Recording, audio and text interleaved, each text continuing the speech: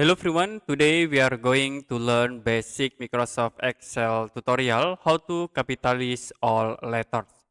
So as example, I will create word in it, can type V, N, M, and X. Now if you want to capitalize all these letters, you can choose another cells, like I will click at these cells, equals, you can type upper, open bracket, and you can select the text, close bracket. Press enter. Now it will be capitalize all letters. You also can copy, click at this point, hold, and then move to the bottom here. Okay, that's it for a basic Microsoft Excel tutorial, how to capitalize all letters.